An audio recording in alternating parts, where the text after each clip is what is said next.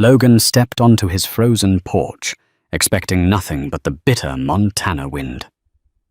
Instead, at his boots lay a rusted silver pocket watch, dropped by the wildest, most untamable Mustang in the valley. It was the first of many impossible gifts. The last would rewrite a decades-old town tragedy. The Bitterroot Mountains of Montana Harbor, secrets that the earth swallows and refuses to give back.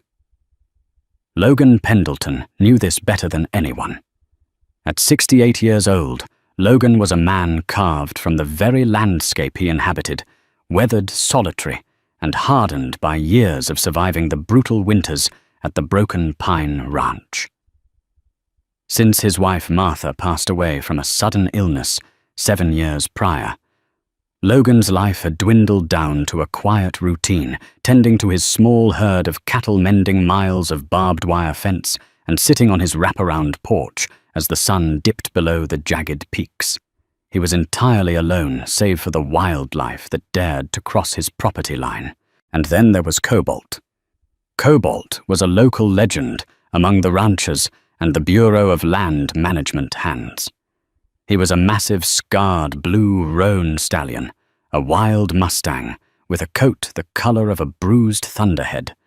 For years the BLM had tried to round him up, but the stallion was a ghost. He possessed an uncanny intelligence, leading his small band of mares safely away from helicopters and wranglers alike. Recently, however, the mares had been successfully relocated by the state, leaving Cobalt, a solitary, wandering bachelor. Driven by some instinct Logan couldn't fathom, the wild horse had begun lingering near the eastern fence line of the Broken Pine Ranch. Logan never tried to rope him or chase him off. There was a mutual unspoken respect between the aging rancher and the lonely stallion. Logan would sometimes leave a flake of high-quality alfalfa near the tree line, and Cobalt would cautiously eat it once Logan had retreated to the house. But the Mustang never allowed Logan to come closer than 50 yards. The bizarre turn of events began on a frosty Tuesday morning in late October. Logan stepped out onto his porch, pulling his heavy Carhartt jacket tight around his chest, a steaming mug of black coffee in his calloused hand. He looked down to avoid slipping on the icy floorboards, and that was when he saw it. Resting squarely on the woven welcome mat was a heavy, tarnished silver pocket watch. Logan frowned, crouching down with a groan from his bad knees. He picked the object up. The silver was heavily oxidized black with age and exposure to the elements. The glass face was shattered, the delicate hands frozen permanently at 412. Logan looked around his eyes, scanning the empty yard. Had a hunter trespassed in the night? Had a magpie dropped it? But then he saw the tracks. Large, unshod hoof prints scarred the light dusting of frost on the wooden steps. They led straight up to the porch, pivoted clumsily, and retreated back into the yard, stretching out toward the distant pine forest. Logan stood up, his heart beating a strange, uneven rhythm against his ribs. He looked toward the tree line and saw him. Standing perfectly still amongst the shadows of the Douglas firs was Cobalt. The blue roan let out a low, rumbling snort, tossed his massive head, and vanished into the timber. "Well, I'll be damned," Logan whispered, turning the watch over in his palm. He took it inside and wiped away the dirt and grime with a damp rag. On the back casing, faint but unmistakable, was an engraving, "To Harrison. Forever." Logan spent the rest of the week trying to rationalize the event. He convinced himself it was a fluke. The horse had probably been foraging, got the watch chain hooked on its teeth or an old halter, and managed to shake it loose on the porch. It was the only logical explanation. Horses, no matter how intelligent, did not deliver mail. But 10 days later, the second item arrived. A blizzard had blown through the valley overnight, dumping 8 inches of fresh snow. Logan was out early, shoveling a path to the barn. When he returned to the house to warm his hands, he stopped dead in his tracks. Sitting precisely in the center of the porch, entirely free of snow, was a torn, faded piece of heavy canvas. It looked like the strap of a heavy-duty hiking backpack. Attached to it was a rusted heavy-duty climbing carabiner. Logan dropped his shovel. The fresh snow around the porch was churned up by the unmistakable unshod prints of the blue roan. Logan picked up the canvas strap. It smelled of mildew-wet earth and something metallic. He looked out at the rolling white hills. Cobalt was nowhere to be seen this time, but the message was undeniable. The horse was bringing him things, specific things that belonged to a person. A deep, unsettling chill settled in Logan's stomach that had nothing to do with the winter air. He took the strap inside and laid it on his kitchen table next to the pocket watch. He stared at the two items for hours as the fire crackled in the wood stove. Who was Harrison? And where was the Mustang finding these relics? The next morning, Logan saddled his gentlest gelding, a sorrel named Buster, and rode out toward the eastern ridge where Cobalt usually disappeared. He brought a bucket of sweet feed, hoping to coax the stallion into showing him where he was finding the items. He rode for 3 hours, the cold biting at his exposed cheeks. He found Cobalt's tracks weaving through the dense timber, heading higher up into the treacherous rocky crags of a local landmark known as Widow's Peak. Widow's Peak was notorious. It was a jagged spire of limestone and loose shale littered with hidden crevices and sheer drop-offs. It was no place for cattle, and certainly no place for a man on horseback in the dead of winter. Logan followed the tracks as far as he safely could, but Buster began to refuse, sliding on the icy rocks. From a ridge above, a sharp neigh pierced the crisp mountain air. Logan looked up. Cobalt was standing on a precarious ledge, looking down at him. The horse struck the ground with his front hoof, acting agitated, almost frantic. He paced back and forth, looking at Logan, then looking deeper into the canyon. "What is it, boy?" Logan called out, his voice echoing off the canyon walls. "What are you trying to show me?"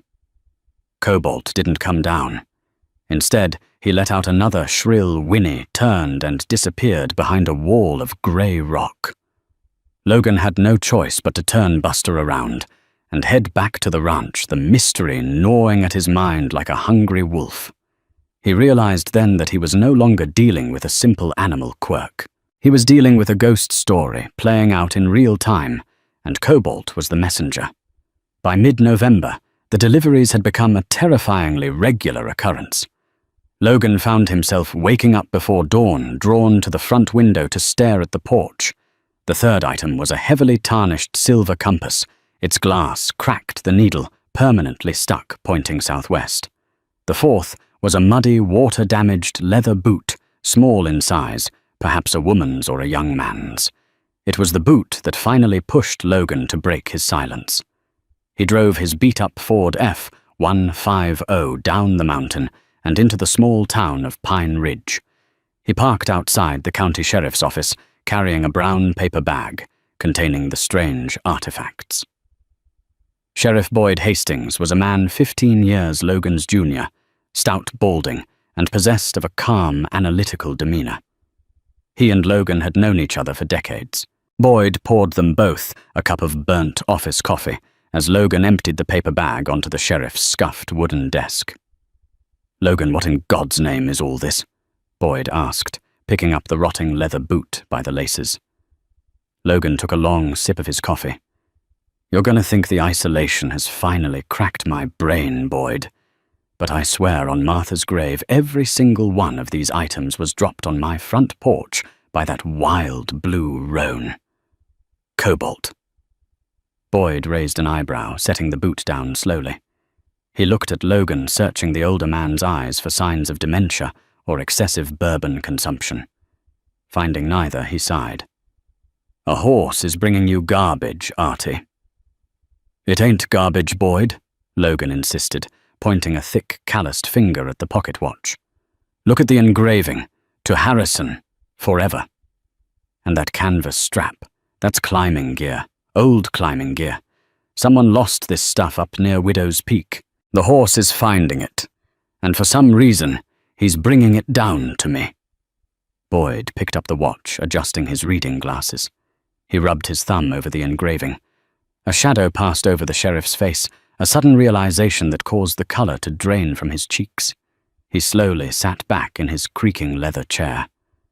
"Harrison," Boyd muttered, his eyes darting to a wall of filing cabinets in the corner of the room. "Logan, do you remember the Caldwell search back in 2004? Logan's breath hitched. Dr. Harrison Caldwell. In the late summer of 2004, a renowned geologist named Harrison Caldwell and his 22-year-old assistant, a graduate student named Emily Thorne. No, wait. Logan remembered her name was Emily Vance, no Emily Carter. Yes, Emily Carter. They had come to the Bitterroot Mountains to map a series of uncharted deep earth cave systems rumored to exist beneath Widow's Peak. A massive, freak torrential rainstorm had hit the mountain, triggering mudslides that wiped out the main access roads. When the weather cleared, search and rescue teams scoured the mountain for 3 weeks. They utilized tracking dogs, helicopters with thermal imaging, and hundreds of local volunteers. They found nothing. Not a tent, not a piece of clothing, not a single trace.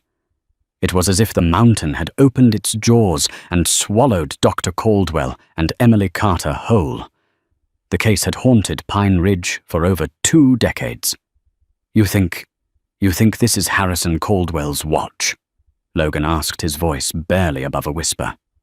"I don't know," Boyd said, standing up and walking over to the filing cabinets. He pulled open a heavy metal drawer, the bearings screeching in protest. He dug through decades of cold cases until he pulled out a thick, dust-covered manila folder.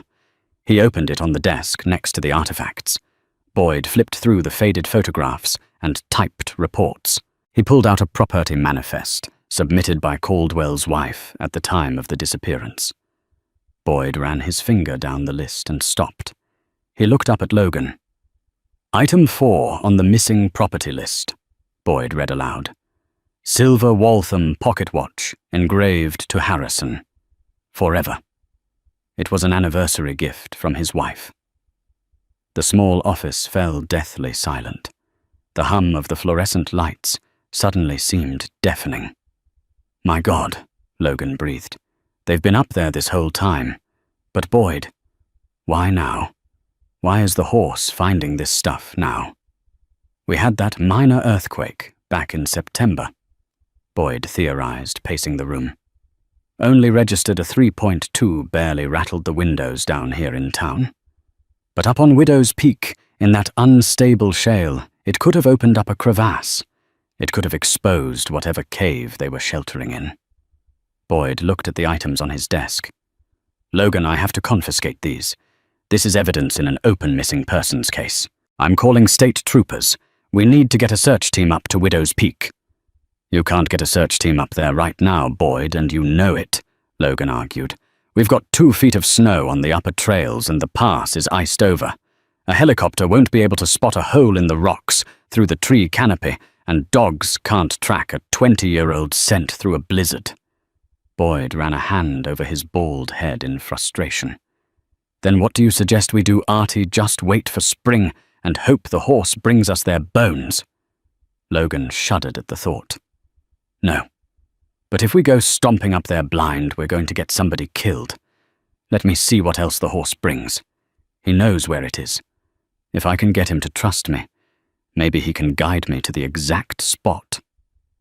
Boyd reluctantly agreed, though he clearly hated the idea. He kept the artifacts, logging them into the evidence locker, and Logan drove back to the Broken Pine Ranch, feeling a heavy, dark cloud pressing down on his shoulders. Over the next 2 weeks, the weather grew violently worse. The temperatures dropped below 0, and the wind howled relentlessly, rattling the window panes of Logan's cabin. He worried about cobalt out in the freezing timber, but wild Mustangs were built for this country. Then came the morning of December the 3rd. Logan awoke to a frantic rhythmic thudding. Thump, Thump, thump. It sounded like someone was taking a sledgehammer to the side of his barn. He leaped out of bed, grabbed his hunting rifle, and threw on his heavy coat over his thermals. He rushed out the back door and trudged through the knee-deep snow toward the barn. As he rounded the corner, he lowered his rifle. It was Cobalt. The massive stallion was repeatedly kicking the heavy wooden door of the barn with his front hooves. The horse looked terrible. His thick winter coat was matted with ice and mud. He was sweating profusely, despite the freezing temperatures, his sides heaving like bellows. "Cobalt, easy boy, easy!" Logan shouted, rushing forward. The horse stopped kicking and turned to look at Logan. His dark, intelligent eyes were wide, showing the whites in pure panic. He let out a distressed, high-pitched whinny and tossed his head violently toward the mountain. Logan looked down at the snow near the barn door. Lying there was the latest item. It wasn't a piece of rusted metal or torn canvas. It was a heavy, waterproof pelican case, the kind used to protect sensitive electronic equipment. It was heavily scratched and gouged, as if it had been chewed on by wild animals or dragged across miles of jagged rock, but the heavy latches were still intact. Logan knelt in the snow and picked it up. He looked at Cobalt. The stallion walked forward, closing the 50-yard gap between them for the first time in history. He stopped, merely 5 feet from Logan, lowered his massive head, and nudged Logan's shoulder with a cold, wet nose, before turning his gaze back to Widow's Peak. Logan brought the heavy case inside the house, his hands trembling violently. He set it on the kitchen table and grabbed a flathead screwdriver to pry open the frozen latches. Snap, snap. He opened the lid. Inside, resting on a bed of decaying foam, was a digital camcorder. The battery pack was dead, of course, but wrapped securely next to it, sealed in a heavy-duty plastic Ziploc bag, was a small, leather-bound journal. Logan carefully pulled the journal from the bag. The leather was stiff and cold. He opened it to the first page. The handwriting was neat, precise, but toward the bottom of the page the ink was smeared as if the writer had been weeping or bleeding. The first entry was dated August 14th, 2004. We found it, the entry read. We found the entrance just below the summit of Widow's Peak. It's breathtaking, but the storm is moving in fast.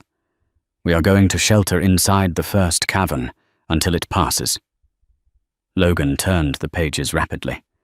The neat handwriting slowly devolved into frantic, jagged scrawls as the days progressed. Logan's heart pounded in his ears. He flipped to the very last page in the journal. It was dated August 28th. The writing was barely legible, deeply pressed into the paper by a shaking hand. Logan squinted, pulling the journal closer to the oil lamp on his table. Logan stared at the words, his breath caught in his throat. He looked at the dead camcorder resting in the pelican case. The secret of Widow's Peak wasn't just a tragic death. It was something entirely different, and Cobalt, the Mustang, had just laid it at his feet. Boyd Hastings was still at the sheriff's station, nursing a stale cup of coffee and poring over the Caldwell case file when Logan burst through the heavy glass doors. The wind howled behind him, blowing a dusting of snow across the linoleum floor. "Logan, are you out of your mind driving in this?" Boyd demanded, standing up. Logan didn't say a word. He simply set the heavy, scratched pelican case on the sheriff's desk and popped the unlatched lid. He handed the frozen camcorder to Boyd, followed by the leather-bound journal. Boyd's eyes widened as he read the final entries of the journal, the color draining from his face just as it had weeks ago. He looked at the camcorder. "We need power. My deputies have an old universal battery charger in the evidence lockup. It might take a few hours to get enough juice into this thing to play it." "Then we wait," Logan said firmly, pulling up a chair. For 3 agonizing hours, the two men sat in silence as the digital battery slowly pulsed on the charging block. Outside the blizzard raged a tempest of white, blinding the town. When the small green light finally flickered on, Boyd's hands shook slightly as he reinserted the battery into the camera. He flipped open the LCD screen and pressed power. A static hiss filled the room. The screen flickered blue, then black, before a grainy night vision image materialized. It was a young woman. Her face was smudged with dirt and dried blood, her eyes wide, exhausted, and filled with a terror that transcended the digital screen. It was Emily Carter. "My name is Emily Carter."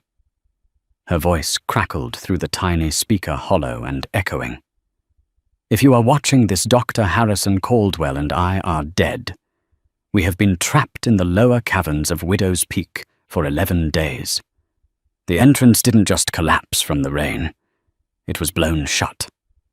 Boyd gasped, leaning closer to the screen. The camera panned away from Emily's face, illuminating the massive, cavernous space behind her with a harsh flashlight beam. Stacked floor to ceiling against the limestone walls were hundreds of rusted, corroding metal barrels.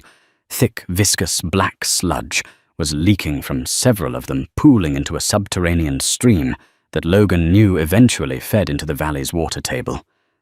"Dr. Caldwell found this."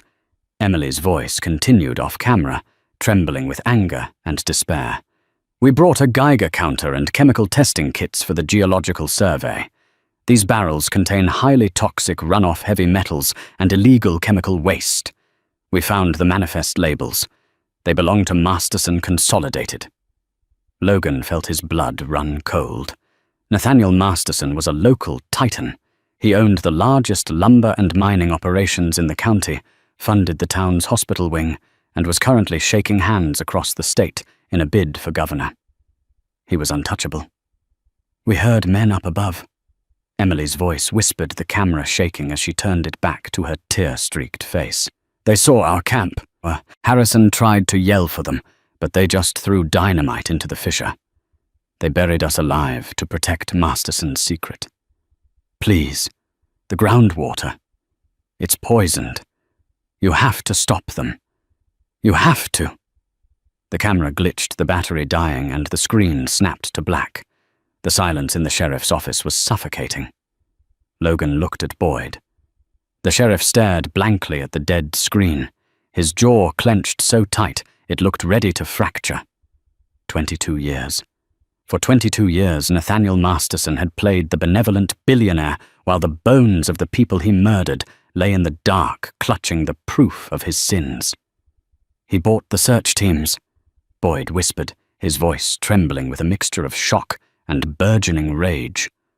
"Back in 2004, Masterson funded the volunteer efforts. He provided the helicopters. He dictated the search grid. He kept us looking on the west face of the mountain, miles away from the cave system. He played us all for fools. And now the mountain is spitting his sins back out," Logan said softly. "But why did the horse bring it?" "It doesn't make sense, Boyd.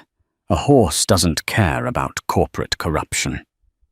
Boyd flipped back through the fragile pages of the journal, searching for something, anything. "Wait. Look at this entry. August 13th, the day before they found the cave."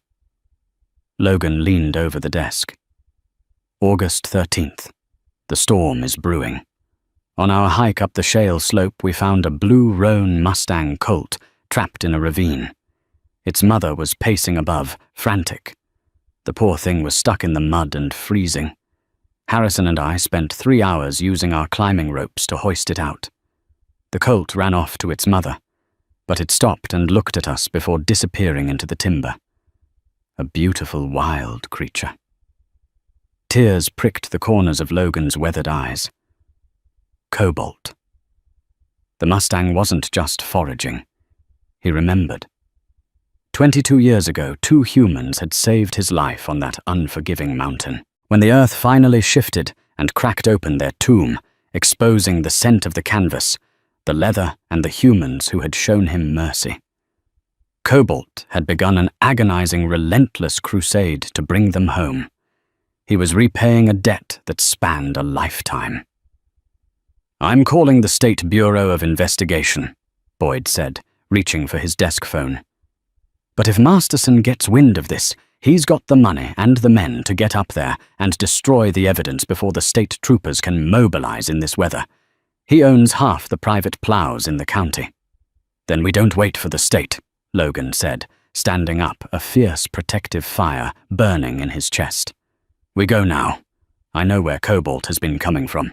We take my snowmobiles up the logging road to the tree line, and we hike the rest. If Masterson's goons monitor the police scanners, we have to beat them to the site and secure the entrance. Boyd looked at the older rancher, then at his badge sitting on the desk. It's suicide, Artie. The wind chill is 30 below. Those two folks died in the dark, Logan replied, his voice unyielding. I ain't letting Nathaniel Masterson keep them there. The climb up Widow's Peak was brutal. Logan and Boyd pushed their snowmobiles as far as they could, before abandoning them, forcing their way through deep snow and violent winds, with only flashlights and weapons to guide them. They weren't alone. At the first ridge, a shadow emerged, Cobalt the blue roan. Instead of fleeing, the horse quietly led them along a hidden path through jagged rock.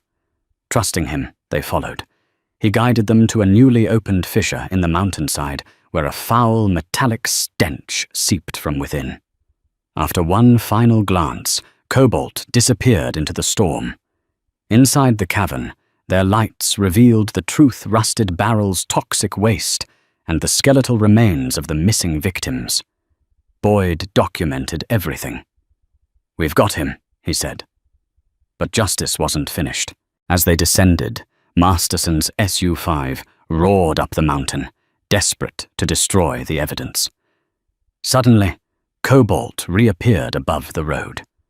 With a powerful strike, he triggered a cascade of snow and rock. The avalanche slammed into the SUV, sending it crashing down the slope. Silence followed. Logan and Boyd scrambled down the embankment. Masterson was trapped behind the deployed airbag, his leg pinned beneath the crumpled dashboard, bleeding heavily from a gash on his forehead. He was surrounded by the freezing, toxic mud he had tried to bury 2 innocent people in 22 years ago. Boyd ripped the crushed door open. Masterson looked up, his eyes wide with pain and terror, shivering uncontrollably in the freezing air. "Help me," the billionaire wheezed. "Please." Boyd looked down at him, his face a mask of cold fury. He pulled out a pair of steel handcuffs. "Nathaniel Masterson, you are under arrest for the murders of Harrison Caldwell and Emily Carter. You have the right to remain silent. I highly suggest you use it." By nightfall, the town of Pine Ridge was crawling with federal agents, state troopers, and hazmat teams. Masterson was airlifted to a secure hospital under armed guard. His empire collapsed overnight. The seized evidence, the video and the journal became national news, completely destroying the Masterson legacy and freezing his assets to fund the massive environmental cleanup of the Widow's Peak water table. 2 days later, Logan stood on a grassy knoll in the town cemetery. The snow had melted into a soft, cold rain. 2 beautiful mahogany caskets were lowered into the earth, finally giving Harrison and Emily the peace and dignity they had been violently denied. Logan walked away from the service, driving his old Ford back to the Broken Pine Ranch. He stepped onto his porch, the wood still marked by the faded hoofprints of a ghost horse. He looked out toward the eastern tree line. Standing proudly against the backdrop of the Bitterroot Mountains, silhouetted by the setting sun, was Cobalt. Logan didn't bring out alfalfa this time. He simply removed his hat and gave the wild stallion a slow, deep nod of respect. Cobalt tossed his massive head, the wind catching his dark mane, and turned away, galloping freely into the vast, untamed wilderness, leaving the secrets of the mountain behind him forever. If this story of Cobalt the Mustang and his relentless quest for justice touched your heart, please hit that like button and share it with your friends. Don't forget to subscribe to our channel for more incredible real-life animal stories and gripping mysteries. What did you think of Masterson's karma? Leave a comment down below and ring the notification bell so you never miss an upload.